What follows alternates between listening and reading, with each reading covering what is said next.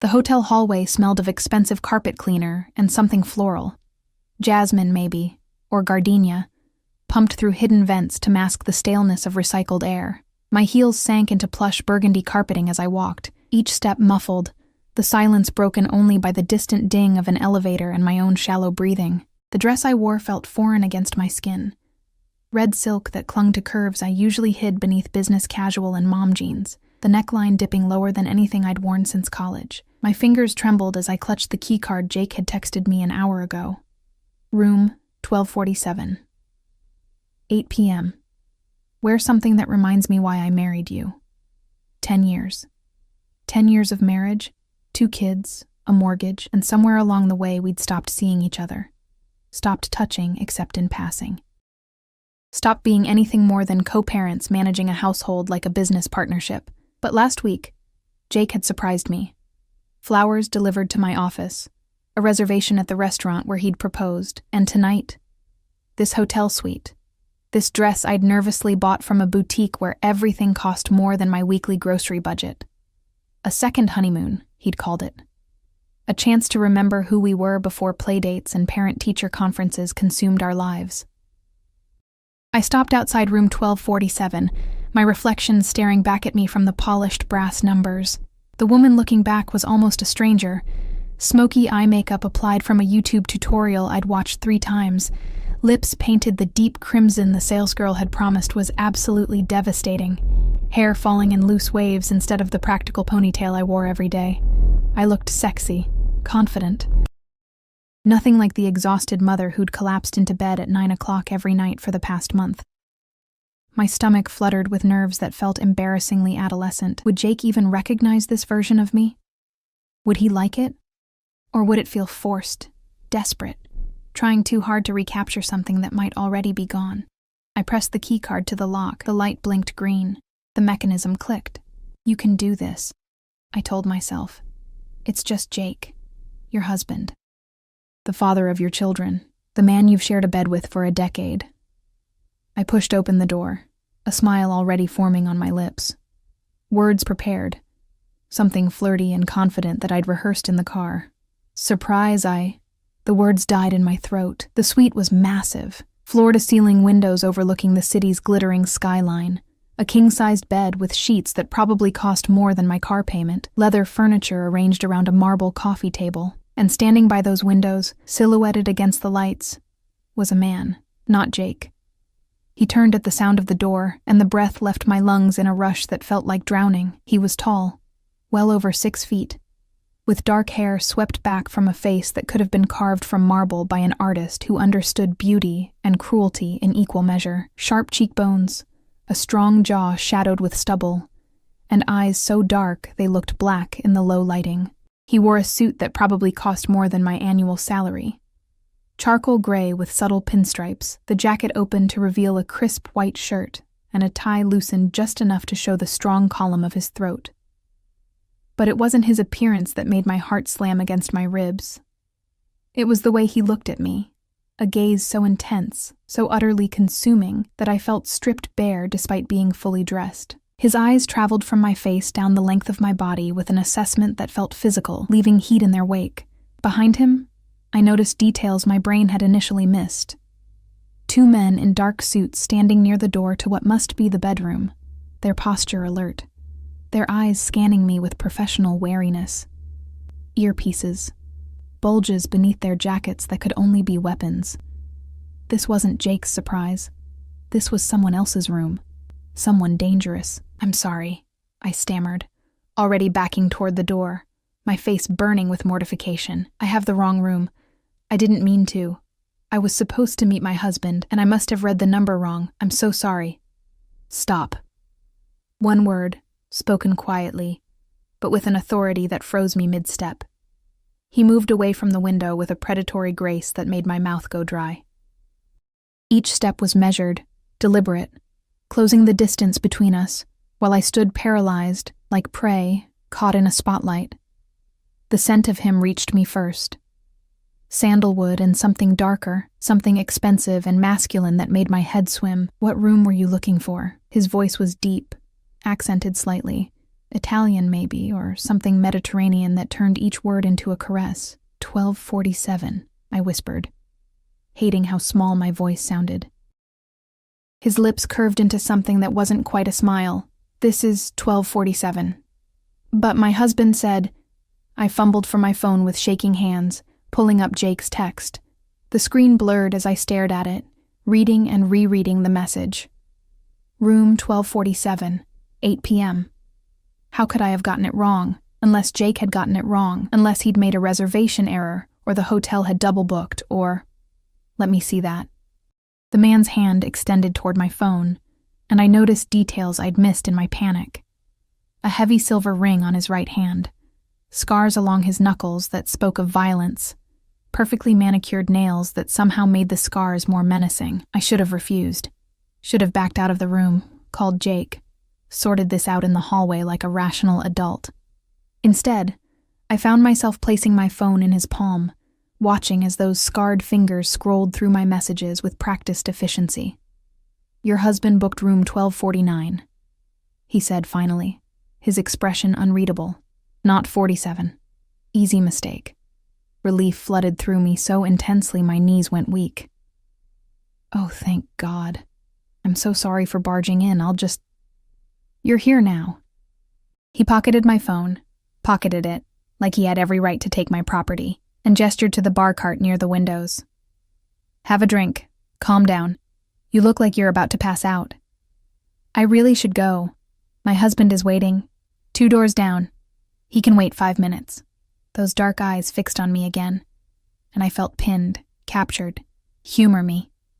You walked in here dressed like that, looking like sin incarnate, and I'm supposed to just let you leave without even knowing your name? Heat crawled up my neck, spreading across my cheeks. The way he said it, sin incarnate, made the compliment feel dangerous, forbidden. I'm married, I said stupidly, as if he hadn't just seen Jake's texts. I noticed the ring.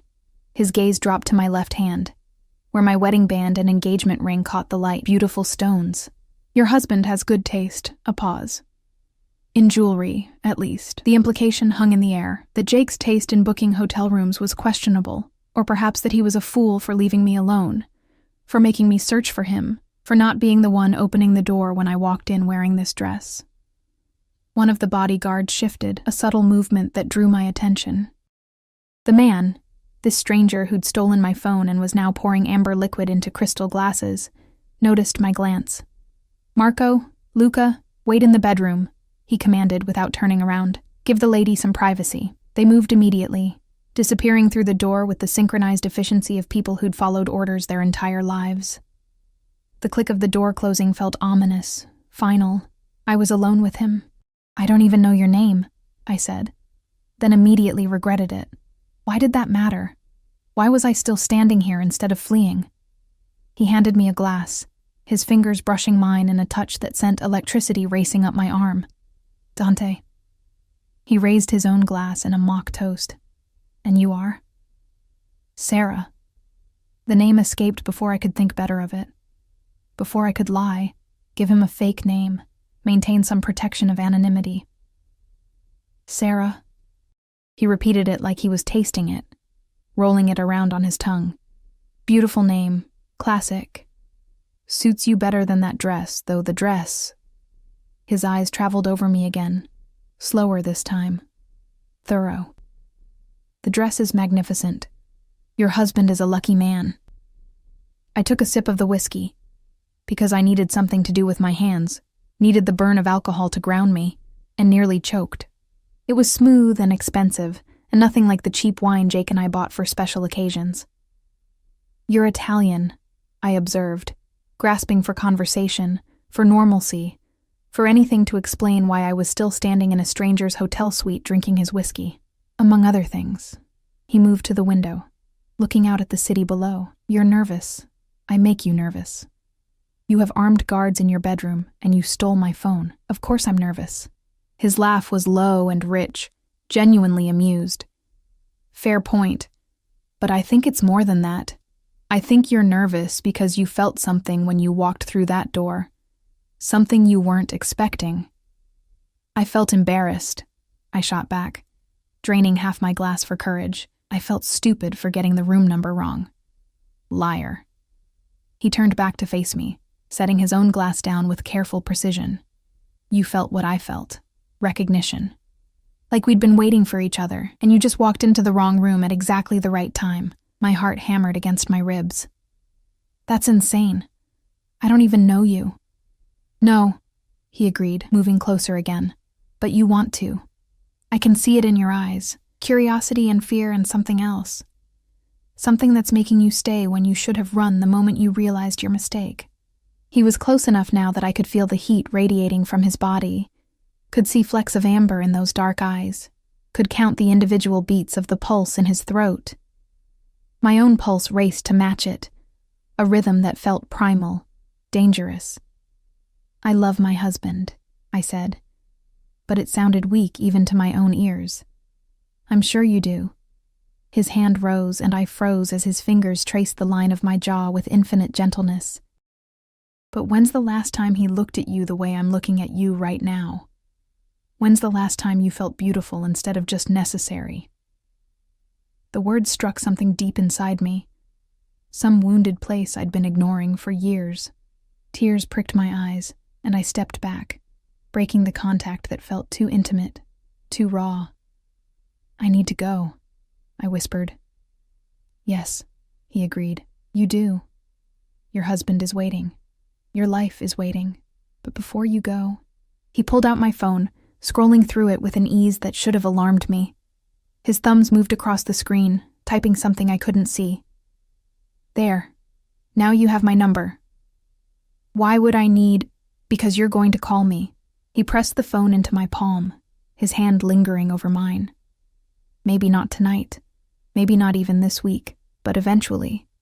You're going to wonder what would have happened if you'd stayed. If you'd let yourself feel what you felt walking through that door. And when that wondering becomes unbearable, you'll call. I won't. But even as I said it, I felt the lie coating my tongue. We'll see. He opened the door for me, ever the gentleman despite the guards and guns and danger that clung to him like cologne. Room 1249, your husband is waiting. Go be the perfect wife. Pretend tonight was just a mistake. I walked past him on unsteady legs, my whole body trembling with adrenaline and something far more dangerous. In the hallway, I paused, looking back at him framed in the doorway. This beautiful, terrifying stranger who'd somehow seen straight through me in a matter of minutes. Dante? Yes, Bella? Who are you? Really? His smile was sharp as broken glass. Someone who always gets what he wants. And Sarah?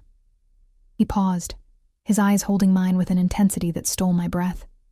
I want you. The door closed. I stood in the empty hallway, my heart racing, my body flushed with heat that had nothing to do with embarrassment and everything to do with the way he'd looked at me. Like I was precious, dangerous, worth pursuing. My phone buzzed in my hand, a text from Jake. Where are you? I'm starving. I looked at the closed door of room 1247, then at room 1249, just 2 doors down. My husband. My life. Everything safe and known and comfortable. And behind me, a stranger who'd somehow made me feel more alive in 10 minutes than I'd felt in 10 years. I walked to room 1249, used the keycard Jake had sent, and stepped inside to find him lounging on the bed in his work clothes, scrolling through his phone, barely looking up as I entered. Finally, he said, not even commenting on my dress. Order room service? I'm exhausted. I smiled, nodded, pretended my hands weren't shaking. Pretended I couldn't still feel Dante's touch burning against my skin like a brand. The room service arrived 40 minutes later. Overpriced steaks that Jake barely tasted while he complained about a client meeting that had run long. I pushed food around my plate, nodding at appropriate intervals, my mind 2 doors down where a dangerous man with dark eyes had somehow seen into the parts of me I'd forgotten existed. Jake didn't notice the dress, not really. He'd glanced up when I walked in, said something about me looking nice, then returned his attention to his phone, firing off emails while I stood there feeling ridiculous and overdressed and painfully invisible. We had sex that night because that was the point of this expensive hotel suite, this carefully planned evening. It was perfunctory, familiar, over in 15 minutes with Jake falling asleep immediately after while I stared at the ceiling, feeling emptier than before. My phone sat on the nightstand, dark and silent. I knew if I opened it, I'd find Dante's number. I knew I should delete it, block it, pretend tonight had never happened. I didn't touch it, but I didn't delete it either. 3 days passed. 3 days of normalcy. School drop-offs and grocery shopping and parent-teacher conferences where my daughter's teacher praised her math scores while I smiled and nodded and felt like I was living someone else's life. Jake worked late 2 nights in a row, texting that he'd grab dinner at the office, coming home after the kids were asleep to collapse into bed without conversation. On the 4th day, my phone buzzed while I was loading the dishwasher. Unknown number. My heart stopped before logic kicked in. It could be anyone. The dentist's office? A spam call? Anything. But I knew. God help me. I knew. Did you delete my number? My hands shook, soap suds dripping onto the screen as I stared at those 5 words. I should ignore it. Should block him right now, this minute, before whatever this was went any further. Instead, I typed back. I should have. 3 dots appeared immediately. He was waiting. Had been waiting for me to respond, but you didn't. Why? Because I couldn't. Because every time I closed my eyes, I saw the way he'd looked at me. Not like a tired mother or an overlooked wife, but like something precious and powerful and worth pursuing. Because Jake had barely glanced at the dress I'd spent 2 hours getting ready in, and this stranger had made me feel beautiful with a single look. I typed and deleted 6 different responses before settling on. This is a bad idea. The best things usually are, have lunch with me. I'm married. I'm aware. Lunch, Sarah. 1 hour. Public place. No guards. No danger. Just conversation. Why? Because I haven't stopped thinking about you since you walked through my door wearing that red dress. Because I want to know everything about you. Your favorite color. What makes you laugh. Why a woman who looks like you spends her time trying to be invisible. The message felt like a caress, intimate and knowing in a way that made my breath catch. No one had wanted to know those things about me in years. Jake knew my coffee order and my allergies and what time I needed to leave for carpool, but when had he last asked about my dreams, my fears, the person I was beneath the roles I played? Tomorrow, I typed, before I could overthink it. 12:30. The cafe on Maple Street. I'll be counting the hours, Bella. I deleted the message thread immediately, my heart racing like I'd committed a crime. Nothing had happened. Nothing would happen. It was just lunch with someone who found me interesting. That wasn't wrong. That wasn't cheating. The lies tasted bitter on my tongue. The cafe was crowded with the lunch rush. Business people in suits, college students hunched over laptops, mothers with strollers navigating between tables. Safe, public, nothing could happen here. I'd dressed carefully, not the red dress, obviously, but nicer than my usual yoga pants and oversized sweater. Dark jeans that actually fit, a cream-colored blouse, minimal makeup. Casual, but not sloppy. Like I'd made an effort, but not too much of one. Who was I kidding? Every choice had been deliberate, calculated to look effortlessly attractive. Dante arrived exactly on time, and the cafe seemed to shift around him. Conversations paused. Women glanced up from their phones. He commanded attention without trying, his presence filling the space like gravity warping around a star. He wore dark jeans and a black sweater that probably cost more than my mortgage payment, his hair slightly tousled like he'd run his hands through it. No guards that I could see, though I suspected they were nearby, watching from positions I wouldn't notice. His eyes found mine immediately across the crowded room, and that same electric current from the hotel suite sparked to life between us. Sarah. He said my name like a prayer as he approached, not touching me, but standing close enough that I could smell his cologne, that same sandalwood scent that had haunted my dreams. You came. I shouldn't have. But I was already sitting down, already committed. He sat across from me, studying my face with an intensity that should have been uncomfortable, but somehow wasn't. You look beautiful. Different from the hotel, more guarded, but still beautiful. Heat crept up my neck. You don't have to. I never say things I don't mean. He signaled the waitress with a subtle gesture that had her hurrying over immediately. What would you like? I ordered a salad I had no intention of eating. my stomach too twisted with nerves. He ordered espresso and nothing else, his attention never wavering from me. "Tell me about yourself," he said once the waitress left. "The real you, not the version you show the world. There's not much to tell. I'm a wife, a mother. I volunteer at my kids' school." "Those are roles." He leaned forward, his elbows on the table, his focus absolute. "Who is Sarah when no one's watching? What does she want? What does she dream about at 3 a.m. when sleep won't come?" The question pierced something in my chest. When had anyone asked me that? When had I even asked myself? "I don't know anymore," I admitted quietly.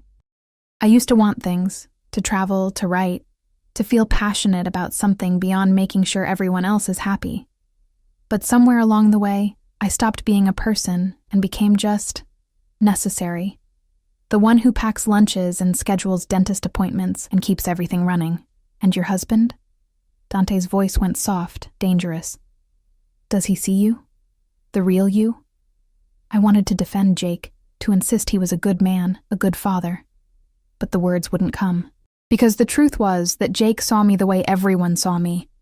As a function, not a person. The wife who managed the household. The mother who solved problems. Never just Sarah. "He loves me," I said instead. "That's not what I asked." Dante's hand moved across the table, his fingers stopping just short of mine, not touching, but close enough that I could feel the heat of his skin. "I asked if he sees you." "No," I whispered. "He doesn't." "Then he's a fool." His pinky finger extended, barely brushing against mine. Such a small touch, meaningless to anyone watching. But it sent fire racing through my veins. "Because I see you, Sarah. I see a woman who's forgotten she's allowed to want things, who's convinced herself that being needed is the same as being valued." Tears pricked my eyes, and I blinked them back furiously. "You don't know me. You don't know anything about my life. I know you walked into that hotel room expecting your husband to see you, really see you, for the first time in years. I know he didn't even comment on your dress.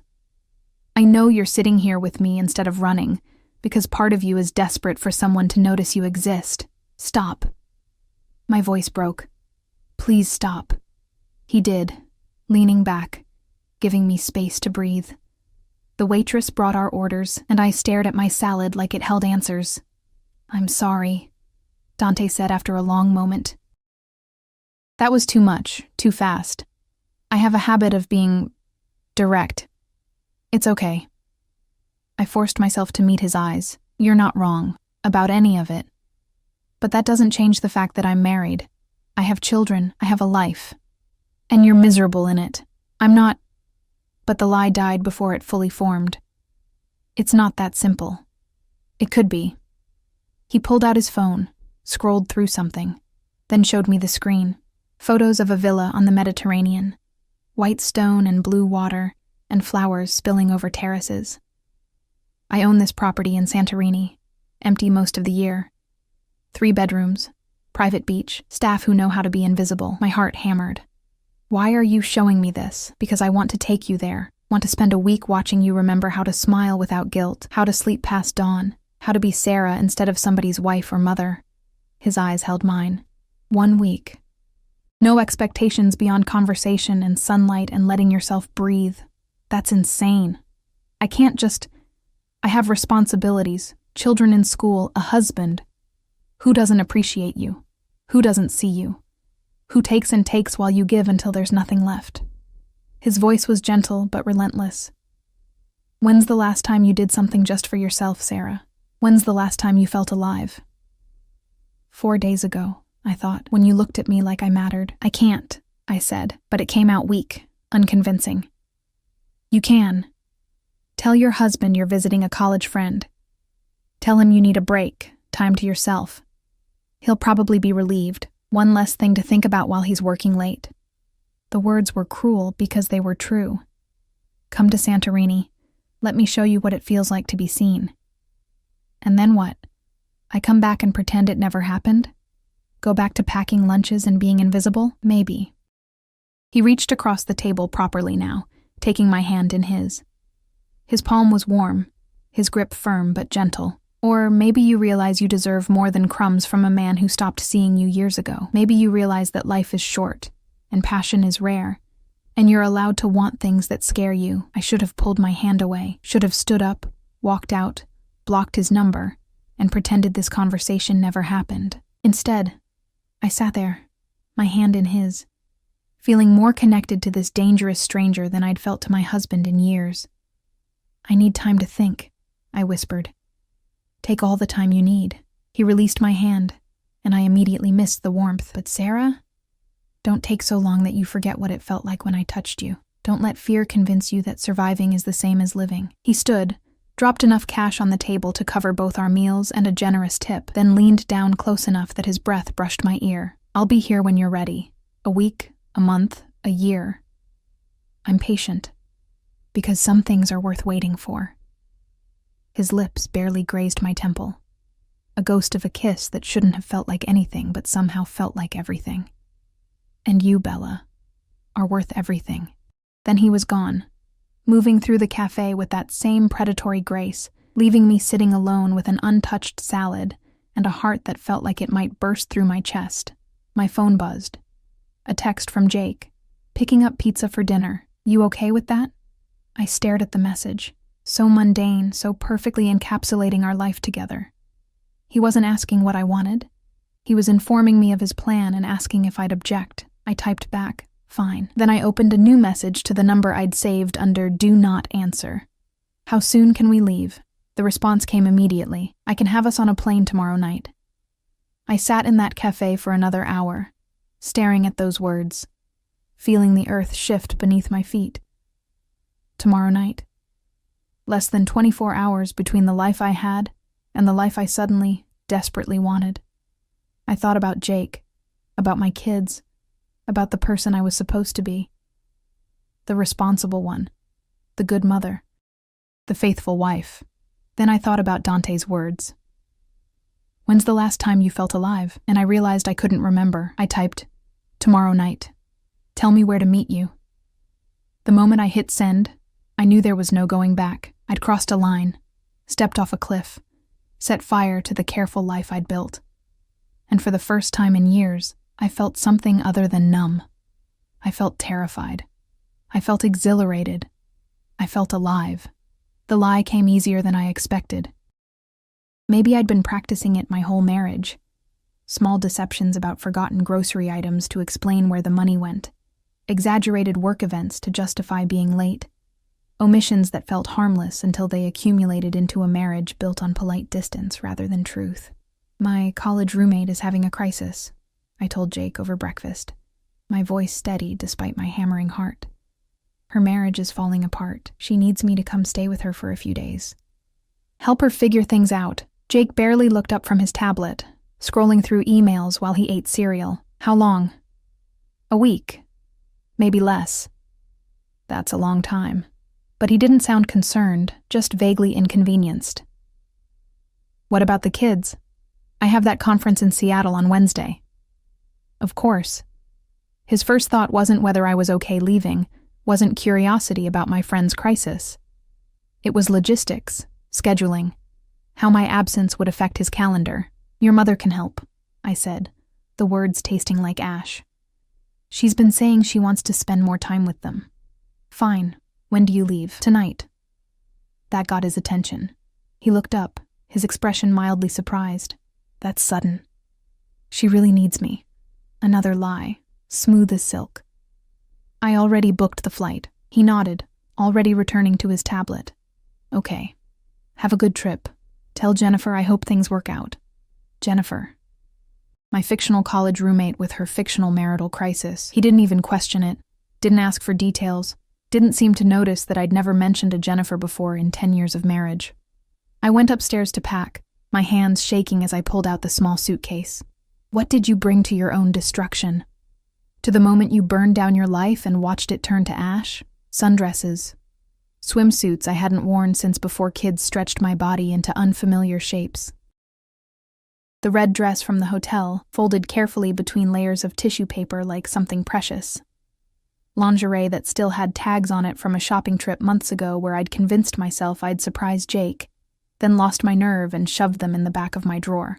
My phone buzzed. Dante's number, though he was saved in my contacts now as Alex Jim in case Jake ever looked. Private airfield, Hangar 7, 8 p.m., Packlight, I'll have anything else you need waiting. Of course he had a private plane. Of course this man who commanded rooms with a glance and had bodyguards and looked at me like I was something rare and precious would have his own jet. I was so far out of my depth, I couldn't even see the surface anymore. What should I tell people if they ask where I'm going? You're visiting a friend. That's all anyone needs to know. Sarah, are you having second thoughts? Was I? Every rational part of my brain screamed yes. Screamed that this was insane, that I was throwing away my marriage and my family and my entire life for a man I'd met once, for a stranger who made me feel things that terrified and thrilled me in equal measure. But another part, a part I'd silenced for so long I'd forgotten it existed, whispered, "When did you stop mattering? When did you become just a supporting character in everyone else's story?" "No second thoughts," I typed. "I'll be there." "Good. Because I've been thinking about you in that red dress for 4 days straight. And if you back out now, I might lose my mind entirely." Heat flooded through me, pooling low in my belly. Jake hadn't thought about me at all, probably. But Dante, dangerous, complicated Dante, had been thinking about me, wanting me, seeing me. "Is that all you think about?" I typed, feeling bold, reckless. "Bella, that dress is the least of what I think about, but we'll have plenty of time to discuss my thoughts." All week, without interruption. I set the phone down with trembling hands, my face flushed, my body responding to mere words on a screen in a way it hadn't responded to Jake's touch in years. What was I doing? What had I become? The private airfield was 40 minutes outside the city, accessed through a gate with a keypad that Dante had texted me the code for. My Honda looked ridiculous next to the luxury cars in the small parking area. A soccer mom's vehicle in a world of private jets and unlimited budgets. I almost turned around 3 times during the drive, almost texted that I couldn't go through with it, that this was a mistake, that I needed to go home to my safe, numb life, where at least I knew the rules. But I kept driving, pulled by something stronger than sense or morality, pulled by the memory of being seen, being wanted, being something other than necessary. Hangar 7 was lit from inside, a massive space that smelled of aviation fuel and possibility. A sleek white jet sat on the tarmac, stairs already lowered, waiting. Dante stood at the base of those stairs, and my breath caught at the sight of him. He wore dark pants and a white shirt with the sleeves rolled to his elbows, casual but still achingly expensive. His eyes found mine the moment I stepped out of my car, and the smile that crossed his face was pure predatory satisfaction. "You came." He moved toward me, closing the distance with that same deliberate grace. "Part of me thought you wouldn't. Part of me thought I wouldn't either." My voice came out shakier than I wanted. "I'm terrified." "Good." He took my suitcase, his other hand settling at the small of my back in a touch that felt possessive, claiming, "Fear means you're alive, means you're feeling something real instead of sleepwalking through life." His bodyguards, the same 2 from the hotel, Marco and Luca, materialized to take my luggage. They nodded respectfully, but didn't speak, efficient and invisible as shadows. "The crew is ready," Dante said, guiding me toward the stairs. "We'll stop in New York to refuel, then straight through to Athens. From there, helicopter to Santorini." "Helicopter?" I repeated faintly. "Of course." His laugh was low and warm. "Don't worry, Bella. I'll hold your hand if you're scared of flying." The plane's interior was obscene. Cream leather seats that looked more like sofas, a bedroom visible through a door at the back, ambient lighting that cast everything in a warm golden glow. This was how the other half lived. No, not the other half. The top 1% of 1%, where money was irrelevant because there was always more. "Champagne?" Dante poured 2 glasses from a bottle already chilling, handing me one before I could refuse. "To new beginnings. To temporary insanity," I countered, but I clinked my glass against his anyway.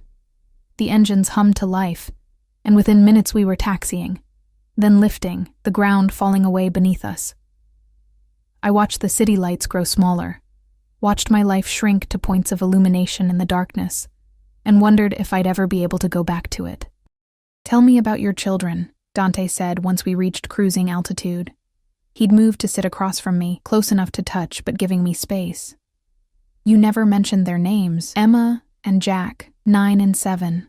I pulled out my phone, showing him pictures, school photos where they smiled with missing teeth and messy hair and pure, uncomplicated joy. Emma wants to be a veterinarian. Jack thinks he's going to play professional soccer. They're beautiful." He studied the photos with genuine interest, not the polite acknowledgement most people gave. "They have your eyes, your smile. They're the best thing I ever did." My throat tightened. "Which is why I shouldn't be here. What kind of mother abandons her kids to run off with a man who sees her worth?" His hand covered mine. "You're not abandoning them, Sarah. You're taking 1 week to remember you exist as more than just their mother. That's not selfish. That's survival. You don't understand. I've never left them for more than a night. Never put myself first like this. And that's exactly why you need to." He squeezed my hand. "You can't pour from an empty cup. You can't give them the mother they deserve if you've forgotten who you are beneath that role." I wanted to argue, to defend my choices, to insist I was happy with my life. But sitting in that plane, drinking champagne that probably cost more than my grocery budget, being looked at like I mattered, I couldn't find the words to lie convincingly anymore. "Why me?" I asked instead. "You could have anyone. Women who are younger, more beautiful, unencumbered by marriages and children and stretch marks. Sarah." He leaned forward, his eyes intense. "Do you want to know what I saw when you walked through that hotel room door? A desperate housewife in a too expensive dress? I saw a woman who'd forgotten she was a goddess, who'd been told for so long that she was ordinary that she'd started believing it." His thumb traced circles on my palm. "I saw courage. It takes bravery to try to save a dying marriage. I saw hope in your eyes, and then I saw that hope crumble when you realized you'd made a mistake. And I thought, someone made this magnificent creature believe she wasn't worth seeing." Tears burned down my cheeks. "Stop. Please. I can't. Because I've spent 4 days unable to think about anything but you. About making you smile without guilt. About watching you remember what it feels like to be cherished instead of tolerated." He wiped my tears with his thumbs, cupping my face with a gentleness that contradicted everything dangerous about him. "I want to show you what it's like to be worshipped, Sarah. Will you let me?" I should have said no, should have pulled away, demanded we turn the plane around, clung to the safety of my predictable life. Instead, I leaned into his touch, letting myself be held by this beautiful, dangerous man who'd somehow seen through every wall I'd built. "Yes," I whispered. "God help me. Yes." He kissed me then. Not the urgent, desperate kiss I expected, but something slower, deeper, more devastating. He kissed me like we had all the time in the world, like I was precious, like every second of this kiss mattered more than breathing. When we finally broke apart, both gasping, his forehead rested against mine. "That dress," he murmured. "The red one. I want you to wear it for dinner tomorrow night. Just for me. Will you do that?" "Yes." "Good girl." The praise in his voice sent heat pooling through my body. "Now sleep. We have hours before we land, and I want you rested, want you present for everything I have planned." He led me to the bedroom, smaller than I expected, but still luxurious, with a bed that looked impossibly soft. He left me there with a kiss on my forehead, closing the door to give me privacy. I changed into the pajamas I'd packed, crawled beneath sheets that felt like silk, and stared at the ceiling while the plane carried me away from everything I knew toward something terrifying and exhilarating and completely unknown. My phone buzzed. A text from Jake. "Kids are asleep. Mom's here. Have a good trip." 5 words. No I love you, no I'll miss you. Just logistics and dismissal. I turned the phone off, silencing the guilt that tried to claw its way up my throat. Then I closed my eyes and let myself imagine what it would feel like to be worshipped by a man who couldn't stop thinking about me. For the first time in years, I fell asleep smiling. Santorini was a dream rendered in white stone and impossible blue, the kind of beauty that belonged on postcards, not in real life. The villa clung to the cliffside like something organic, terraced gardens spilling down toward a private beach, where turquoise water lapped against golden sand. Everything was pristine, perfect, utterly surreal. I stood on the balcony of my room, my own room, Dante had been careful to point out, respecting boundaries I wasn't sure I wanted anymore, watching the sun climb higher over the Aegean. Behind me, the bed was a tangle of expensive linens I'd barely slept in, too wired with jet lag and anticipation and the surreal reality of where I was and what I'd done. I'd left my husband, left my children, flown across an ocean with a man I barely knew to a place so beautiful it felt fictional. And instead of guilt consuming me, I felt light. Dangerously, recklessly light, like I might float away if I wasn't careful. A knock at the door. "Sarah? Are you awake?" Dante's voice sent shivers racing across my skin. "Come in." He entered carrying a tray, coffee that smelled like heaven, fresh fruit, pastries that were still warm. He'd changed from his travel clothes into linen pants and a white shirt, unbuttoned enough to show his throat, his chest, the edge of what I'd suspected in the hotel. A tattoo that curved across his collarbone. "I thought you might be hungry." He set the tray on the small table near the balcony doors, his eyes traveling over me in my thin pajamas, with an appreciation that made me hyper-aware of my body. "Did you sleep?" "A little. It's so beautiful here I couldn't stop looking." "I know something more beautiful." He moved closer, and I caught that sandalwood scent mixed with the salt air, intoxicating. "You, with sunlight in your hair and that smile on your face. You should smile like that always." "I don't know how anymore. Not without it feeling fake. Then I'll teach you." His hand cupped my cheek, thumb brushing my lower lip. "Starting now. Eat breakfast.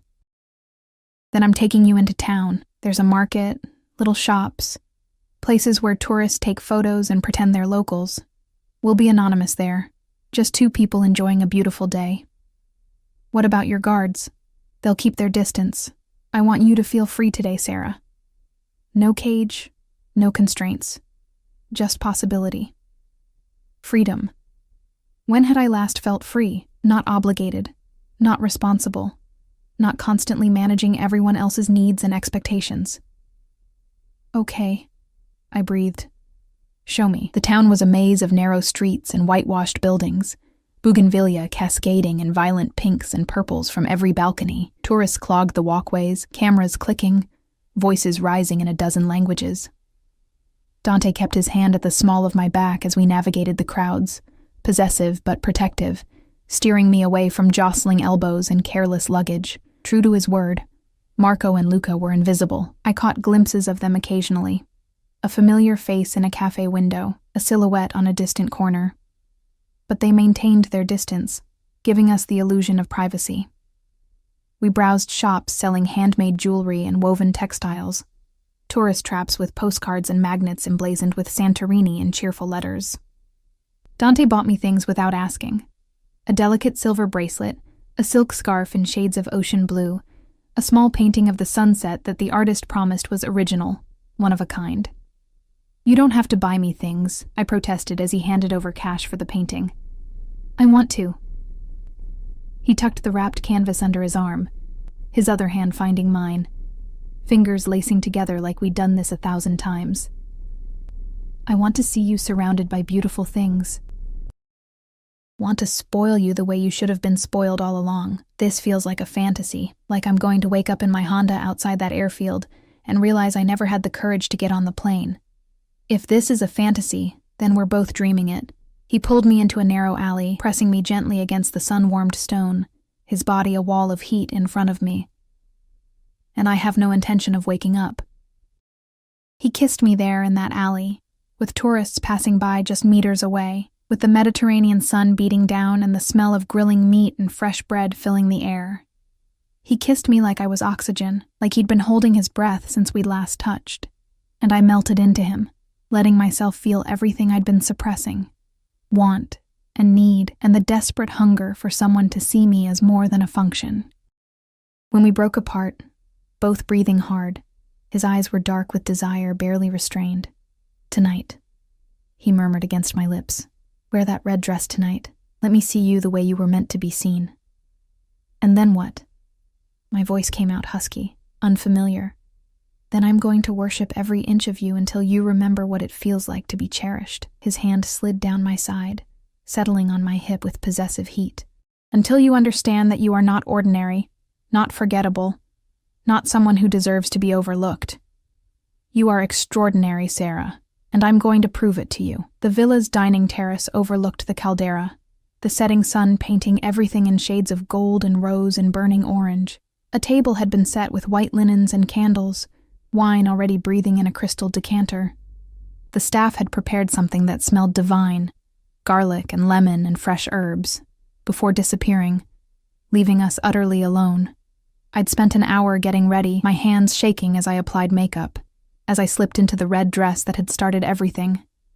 It fit differently now, not like armor, but like a second skin, something that belonged to me instead of something I was trying to become.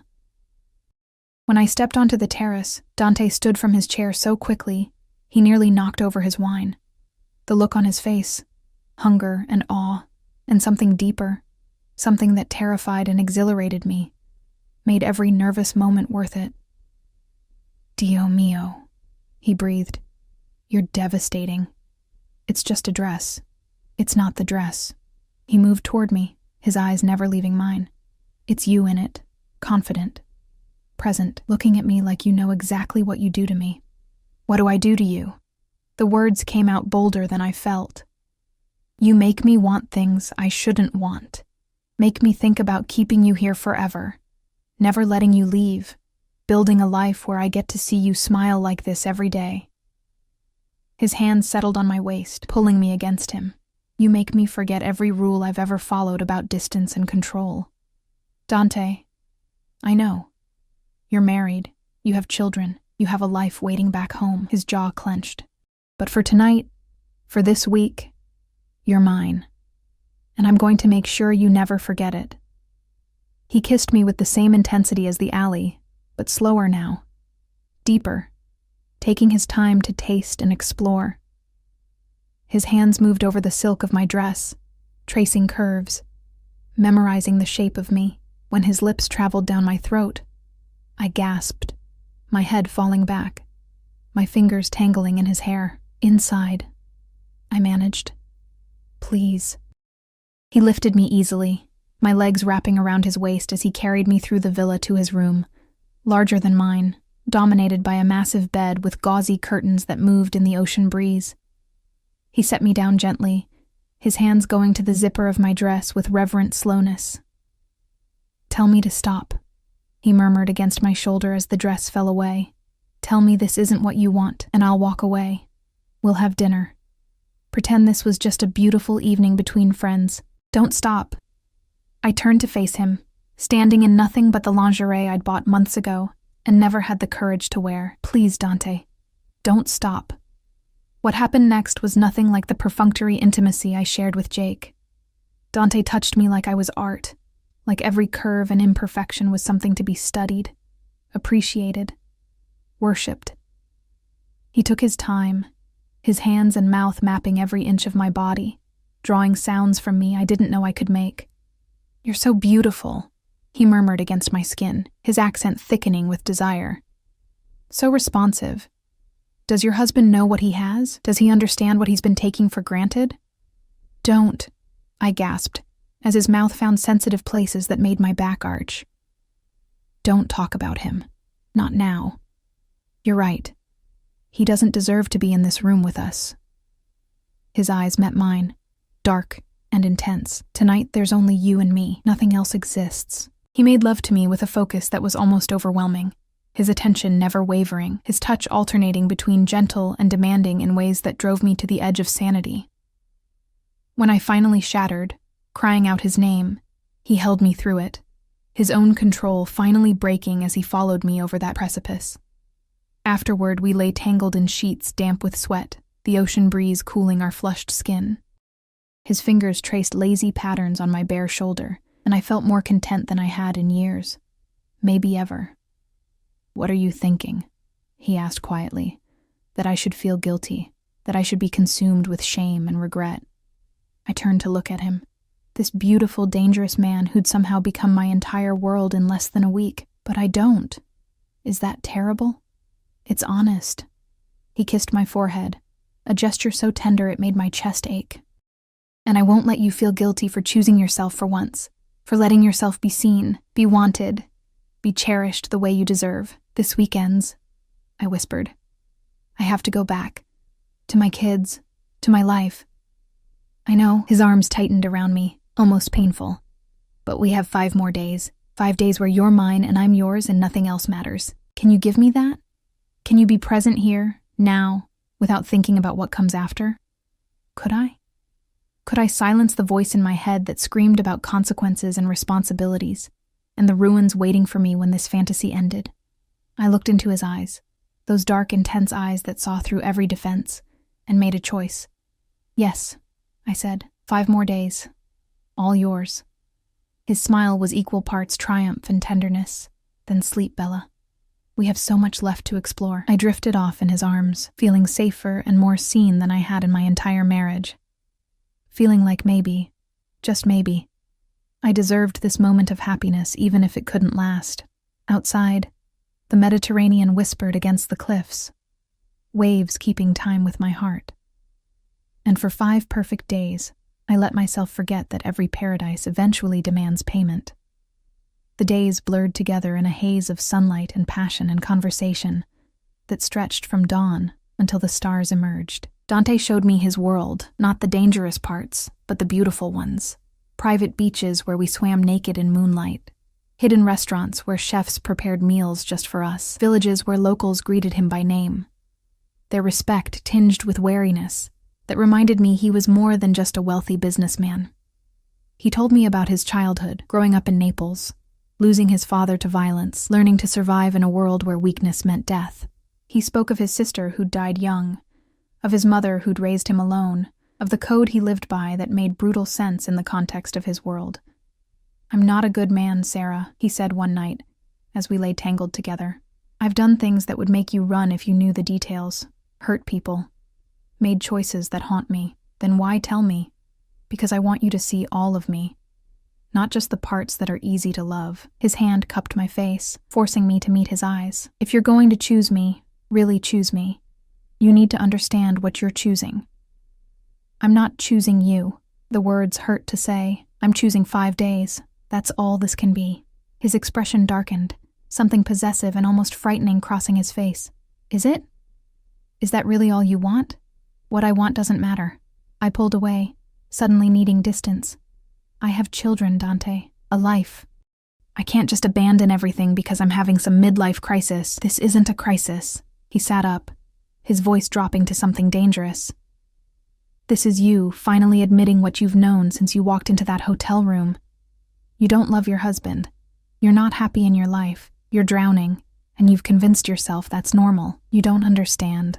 I understand perfectly." He grabbed my hand, holding it tight enough to hurt. "I understand that I've fallen in love with you. That the thought of putting you on a plane and watching you go back to a man who doesn't deserve you is tearing me apart. That I want you here, with me.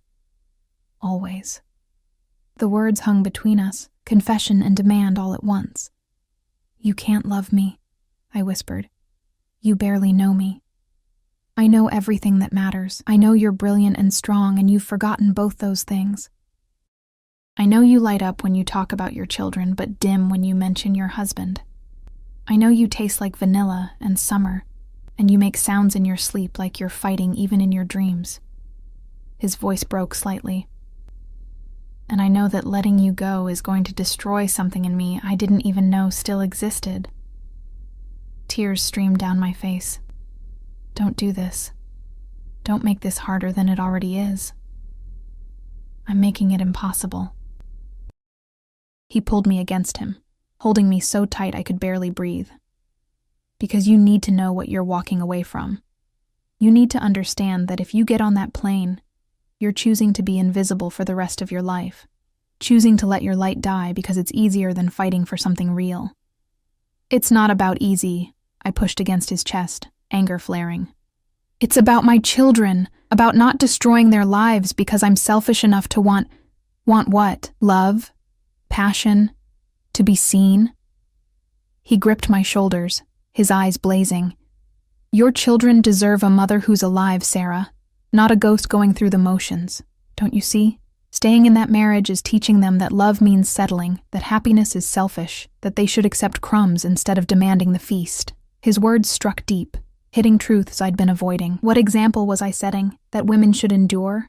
That marriages were prisons you smiled through? That wanting more was weakness?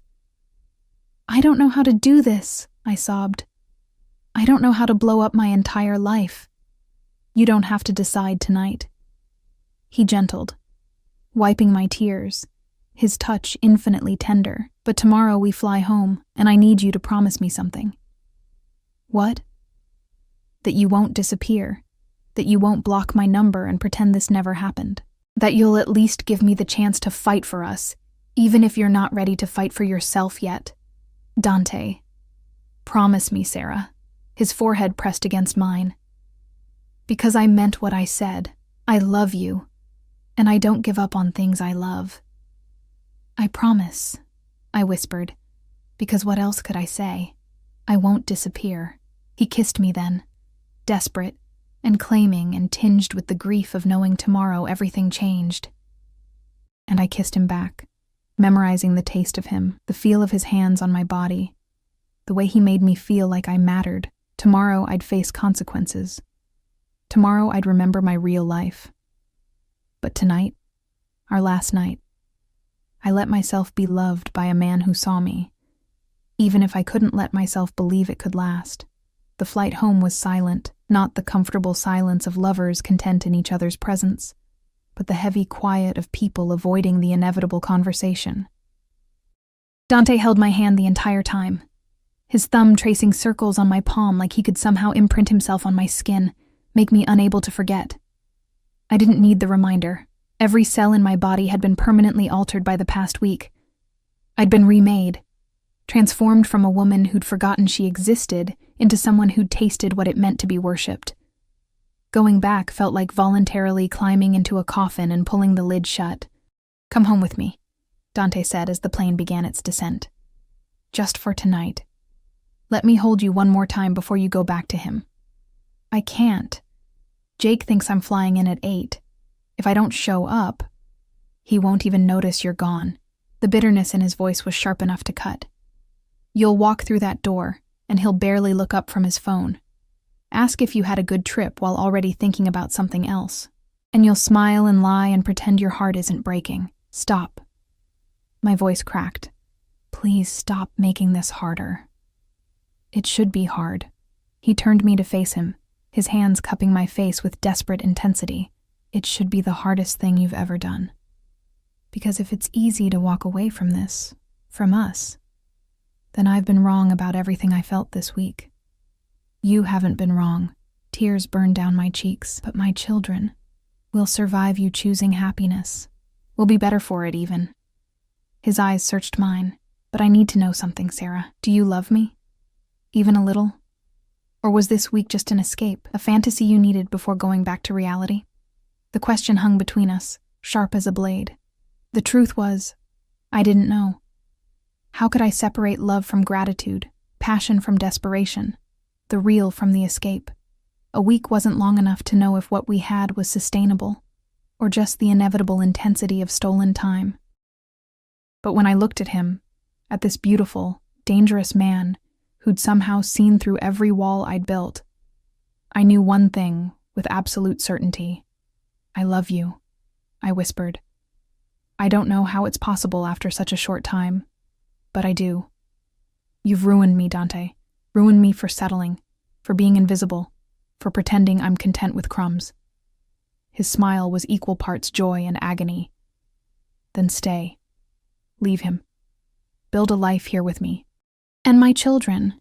You want me to uproot them? Take them from their father, their school, everything they know? Bring them here. They'll adjust. Children are resilient. No. I pulled away, the distance between us suddenly unbearable.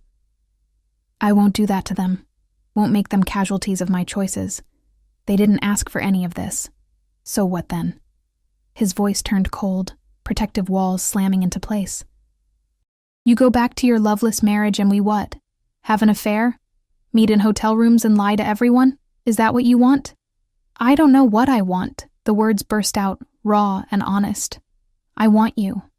I want my children. I want to not feel like choosing one means destroying the other, but I don't get to have everything, Dante. That's not how life works. It could be. He grabbed my hands, holding them so tight it almost hurt. Divorce him. Take the kids. I'll support you, protect you, give you everything you need while you figure out your next steps. You don't have to do this alone. And then what? I become your kept woman? Live in your world of violence and danger? Expose my children to... I stopped, seeing his expression darken. To what? A man who loves their mother? Who would protect them with his life? Who could give them opportunities your husband's mediocre salary never will? His jaw clenched. I'm not asking you to join the Mafia, Sarah. I'm asking you to choose yourself for once. To choose us. The plane touched down with a jolt that felt symbolic. Time's up. Fantasy over. Reality waiting like a prison sentence.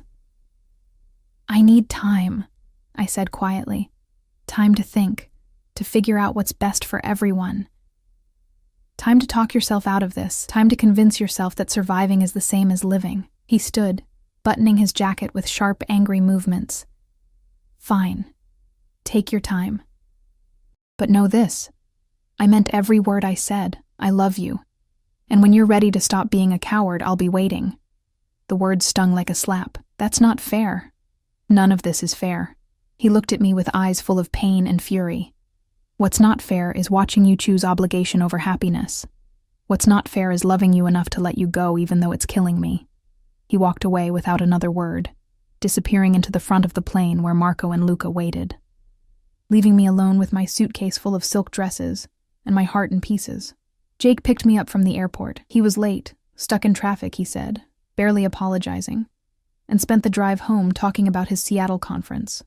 He didn't ask about my trip, didn't comment on how I looked different, didn't seem to notice I could barely speak through the grief lodged in my throat. The house looked exactly as I'd left it. Toys scattered in the living room, dishes in the sink, the comfortable chaos of a family home. Emma and Jack were already in bed, sleeping peacefully while my mother-in-law dozed on the couch watching television. Thanks for doing this, Mom, Jake said, gently waking her. The kids weren't too much trouble. They were angels. Emma made honor roll again. Jack scored 2 goals at his soccer game. She smiled at me. You look rested, Sarah. The trip was good for you. It was, I managed. Thanks for staying with them. After she left, Jake went straight to bed, mumbling about an early meeting. I stood in the hallway outside my children's rooms, listening to their soft breathing, and felt something break inside me. I'd abandoned them, left them for a week to chase a fantasy with a dangerous man. What kind of mother did that make me? But another voice whispered, what kind of mother teaches them that women should accept being invisible? I crawled into Emma's bed, curling around her small body, breathing in her little girl's scent of strawberry shampoo and sunshine. She stirred, half waking. Mommy? You're back. I'm back, baby. I missed you so much. Did you have fun with your friend? The lie tasted like poison. I did. But I'm happy to be home with you. She snuggled closer, already drifting back to sleep. I love you, Mommy. I love you too, sweetheart, more than anything. And it was true. I loved them more than anything, more than Dante, more than passion, more than the woman I'd discovered in Santorini. My children were my heart walking around outside my body, and I would protect them from anything, even from the consequences of my own choices. 3 weeks passed. 3 weeks of pretending everything was normal while I died inside a little more each day. Jake noticed nothing, not my sudden silences, not the way I flinched from his touch, not the fact that I was barely sleeping. He was too absorbed in work, in his own world, to see that his wife was a ghost going through the motions. I hadn't blocked Dante's number, but I hadn't called either. His texts came regularly, never demanding, always gentle. checking if I was okay, telling me he was thinking about me, reminding me that he was waiting whenever I was ready. I saw a woman in a red dress today. Wasn't you? Nothing is you. I miss you, Bella. Your favorite cafe opened a new location. I went. Coffee tastes like ash without you across the table. 3 weeks, 21 days, 504 hours since I held you, but who's counting? Each message was a knife to the heart. Each one reminded me of what I'd given up, what I'd chosen to walk away from. Then one morning, everything changed. I was making breakfast when Jake's phone buzzed on the counter. He was upstairs showering, and I glanced at it automatically. The habit of a decade of marriage where privacy felt optional. The preview text made my blood freeze. Can't wait to see you tonight. The usual place? I need to feel you again. My hands shook as I unlocked his phone. The passcode was Emma's birthday, something he'd never changed.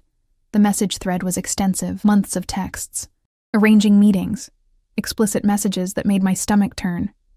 Photos I couldn't unsee. Amanda, his assistant.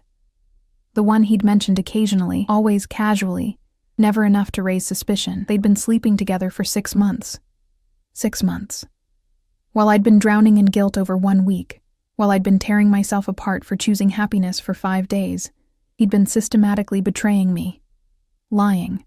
Manipulating. Probably laughing about his stupid wife who never suspected a thing. The phone slipped from my numb fingers, clattering on the tile. Jake appeared in the doorway, towel around his waist, and saw me standing there with his phone at my feet. Sarah. 6 months. My voice sounded far away, detached. You've been cheating on me for 6 months.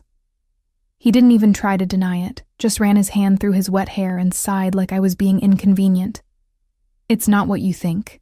What I think is that you're a cheating bastard who's been making me feel guilty for wanting to be seen while you were fucking your assistant in hotel rooms. Don't be dramatic. It's just sex. It doesn't mean anything. It means everything. The words exploded from me, years of suppressed rage finally breaking free. It means you've been lying to me. Using me. Taking everything I give while giving nothing back. It means this marriage is a sham and has been for years. So what do you want to do? He crossed his arms, defensive. Get divorced? Break up our family over some affair that doesn't even matter? You're damn right I want a divorce. The clarity was sudden, absolute. I want you out of this house. I want a lawyer. I want every text message, every receipt, every piece of evidence that you're a lying, cheating piece of... Careful, Sarah. His voice turned cold. You want to play that game? What about your trip 3 weeks ago? Think I didn't notice how you came back different? How you've been walking around like someone died?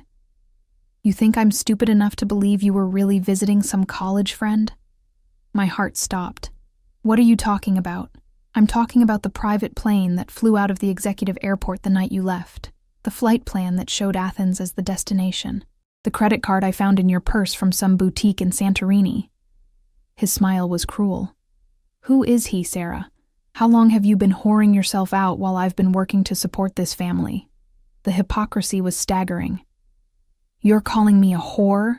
You've been cheating for 6 months. And you cheated for a week. In Greece.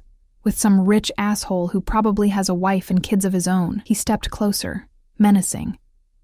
So here's what's going to happen. We're going to forget about this, both of us. We're going to stay married for the kids' sake, and we're going to stop asking questions we don't want answers to. Understood? No. The word came out strong, certain. I'm done pretending, done being invisible, done teaching our children that this is what marriage looks like. You leave me, Sarah, and I'll make sure you never see those kids again. I'll paint you as an unfit mother who abandoned her family to sleep with criminals. Criminals. I laughed, the sound slightly unhinged. How did you... I had you followed, had someone look into your boyfriend. Dominic Caruso, known Mafia connections, multiple properties used for money laundering, suspected involvement in organized crime. Jake's expression was triumphant. Think any judge is going to give you custody when they find out you exposed our children to that world? The room spun. He'd had me followed, investigated Dante, known everything, and said nothing. keeping it as ammunition for exactly this moment. You bastard. Maybe. But I'm a bastard who's going to win, so sit down, shut up, and accept that your little vacation is over. This is your life, Sarah. Better learn to make peace with it. He walked away, leaving me standing in the kitchen with my shattered marriage, and my chest so tight I couldn't breathe. But this time, I didn't crumble.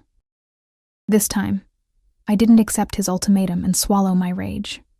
This time, I pulled out my phone and called the one person who'd promised to fight for me. Dante answered on the first ring. Sarah, I need your help. My voice shook, but held. He knows about us. He's threatening to take my kids. And I can't do this alone anymore. You're not alone. His voice was steel wrapped in velvet. Give me the address. I'm coming to get you. Dante, he had us investigated. He knows everything. Your connections, your business. Good. Something dark and satisfied laced his tone. Then he knows exactly who he's threatening. He knows what happens to people who try to hurt what's mine. And you, Bella, you and those children, are mine to protect now. I'm scared. I know. But I'm not going to let him destroy you. Not today. Not ever. I heard movement in the background. Him already moving. Already planning. Pack a bag for you and the kids. Essential documents. Birth certificates, passports, anything important. Can you do that? Yes. Good girl. I'll be there in an hour. And Sarah? He paused. This ends today. All of it. The lying, the threats, the fear. Today you start fighting back. Are you ready? I thought about Emma and Jack sleeping upstairs. About the life I'd been living, the example I'd been setting. About the woman I'd discovered in Santorini who'd been buried under years of obligation and invisibility. I'm ready. Then I'm coming for you. Hold on just a little longer. Dante arrived with a lawyer. Not just any lawyer. A woman in her 50s who radiated competence and controlled fury as she listened to my story, reviewed Jake's texts, took notes with mechanical precision. He's already violated multiple laws, she said calmly. Having you followed without consent, threatening to use illegally obtained information in custody proceedings, coercion. We'll file for emergency custody and a restraining order this afternoon. By tomorrow, he won't be allowed within 100 feet of you or the children. But he said, judges won't give custody to someone involved with... I glanced at Dante, unable to finish. Mr. Caruso has never been convicted of any crime, the lawyer said smoothly. His business dealings, while perhaps morally gray, are entirely legal. Your husband's infidelity, however, is well documented. His threats constitute domestic abuse. Trust me. You're in a much stronger position than he led you to believe. Jake came home to find Dante sitting in his living room, like an avenging angel dressed in Armani.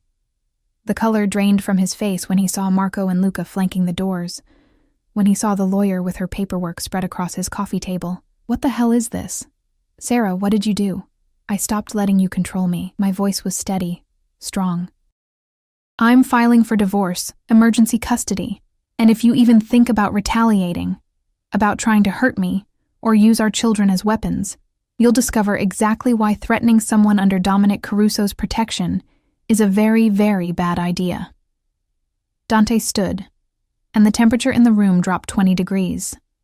She's done being intimidated by you. Done accepting crumbs while you take everything, but I want to be very clear about something. He moved into Jake's space, close enough that my husband stumbled backward. Those children upstairs? They're under my protection now. Their mother is under my protection. You attempt to use illegal surveillance. You threaten custody. You so much as look at them wrong. I will bury you. Legally, financially, and if necessary, physically.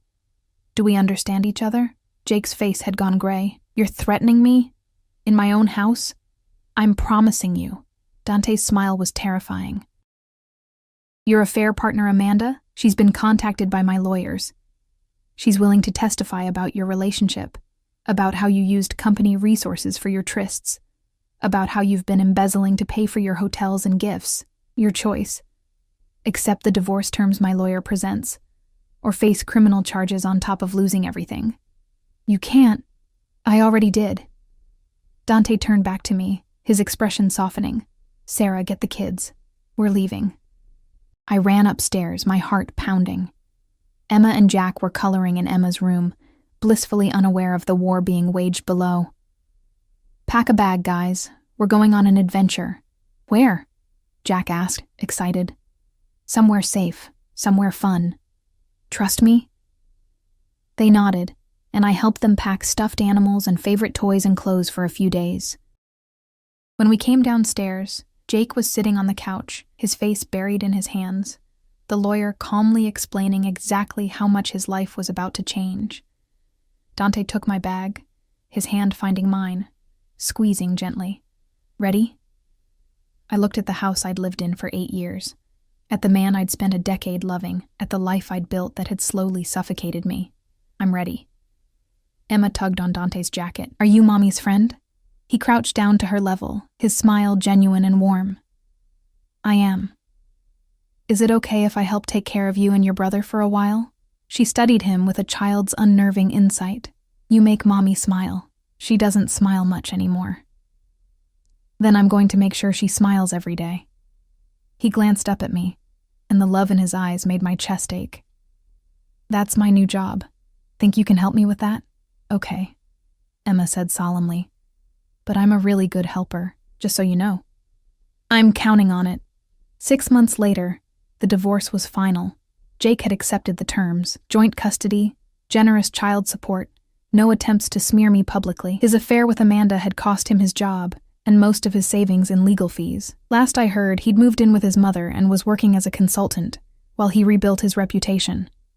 I felt nothing for him anymore, not love, not hate, just a distant pity for a man who'd had everything and thrown it away. The kids adjusted better than I'd feared. Dante had bought a house near their school. Nothing ostentatious, just a large, comfortable home with a yard where Jack could practice soccer and Emma could have a garden. They called him Dom, and had fallen in love with him almost as quickly as I had. He was patient with them, respectful of boundaries, careful never to overstep. But slowly, over weeks and months, he'd become part of their lives, reading bedtime stories, helping with homework, teaching Jack how to throw a proper punch, much to my horror, and showing Emma how to identify constellations. They felt safe with him, loved by him, and watching him with my children made me fall deeper every day. "Marry me," he said one night after the kids were asleep. We were on the porch of the new house, wrapped in blankets, watching stars emerge over the suburban neighborhood that was nothing like his world but was becoming ours. "We've only been together 6 months, I protested, but I was already smiling. "We've been together since you walked through that hotel room door in a red dress and looked at me like I was your salvation." He turned me to face him, pulling out a box I hadn't noticed. "I knew that night. I knew you were mine, that I would move heaven and earth to keep you. Marry me, Sarah. Not because it's practical or because the kids need stability. Marry me because I love you more than I knew it was possible to love someone. Because you make me want to be the man you see when you look at me." The ring was stunning. A deep blue sapphire surrounded by diamonds, unique and perfect, and nothing I would have chosen for myself, which somehow made it more perfect. "Yes," I whispered through tears. "God, yes, I'll marry you." He slid the ring onto my finger, then kissed me with the same intensity as that first night. The same promise of worship and devotion, and a love I'd stopped believing existed. "I'm going to spend the rest of my life making you happy," he murmured against my lips, "making you remember you're extraordinary, making sure you never feel invisible again." "I know." I pulled back to look at him, this beautiful, dangerous man who'd somehow become my home. "You already have." Inside, I heard Emma call out, a nightmare probably. Dante stood immediately, ready to go comfort her, but I stopped him. "My turn. But tomorrow, you teach me that thing you did in Santorini, the one that made me forget my own name." His laugh was low and rich. "Deal. Now go be the magnificent mother I know you are. I'll be here when you get back." He always was. Always would be. I went inside to comfort my daughter, my sapphire ring catching the light, my heart fuller than I'd ever imagined possible. I'd walked into the wrong room that night in the hotel, and found exactly what I'd been missing my entire life. Not just passion or desire, or the thrill of being seen. I'd found myself, and in finding myself, I'd found everything.